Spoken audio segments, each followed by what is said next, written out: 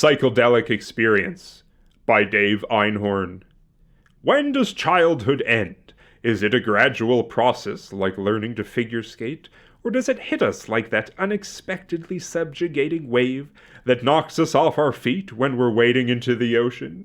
It could be that it is a series of such waves, a number of transformative events that press the first lines into our faces, the first trepidation into our steps, that spark the misgivings about what kind of world we live in, that lasts the rest of our lives.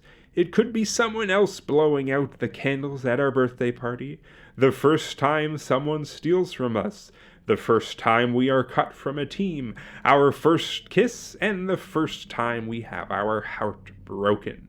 For me, one such transformative event took place when I was in the 6th grade.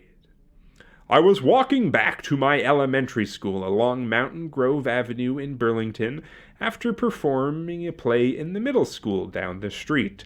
I had 3 male friends with me from my class, and we were exhilarated by the performances we had given and the reception the play had received. Trouble appeared on a 10-speed bicycle. An 8th grader, who was closer in size to a high school senior, rolled up beside us and began to jeer and taunt us.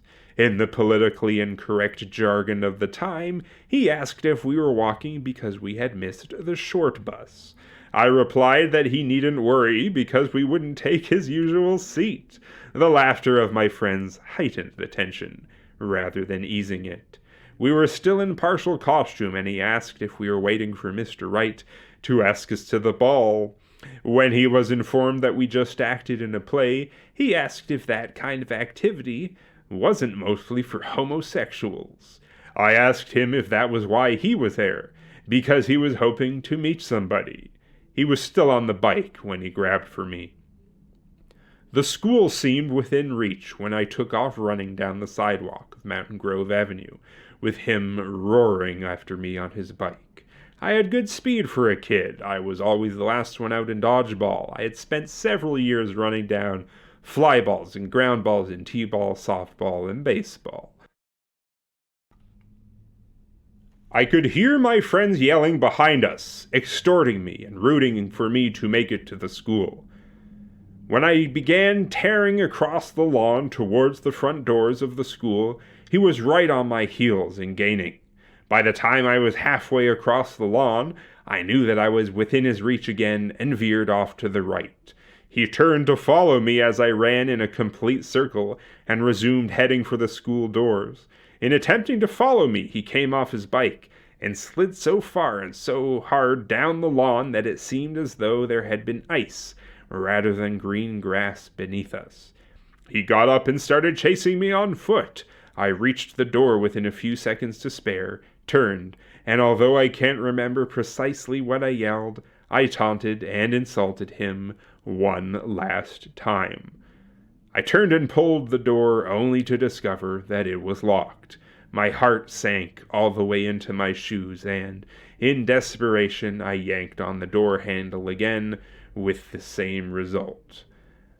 Another door that was unlocked was only seconds away, but my margin of safety had fully evaporated by that time.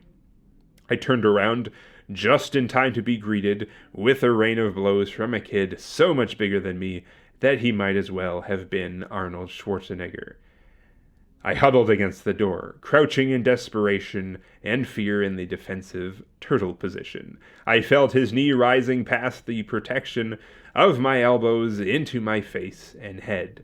I heard the next door down, the unlocked one, open, and the authoritative voice of an adult male telling my adversary to stop what he was doing.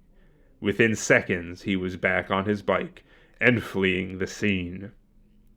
When I was sitting in the main office and talking with school administrators, I felt that an undue amount of their inquiry revolved around the extent to which I had been an agent provocateur in the incident.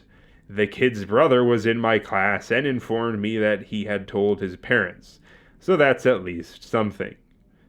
I have been tempted at times to look at the incident as an extended metaphor for my life, being locked out of where I belong and taking hard knocks as a result, but I have never really done that. You get up, you dust yourself off, and you keep going.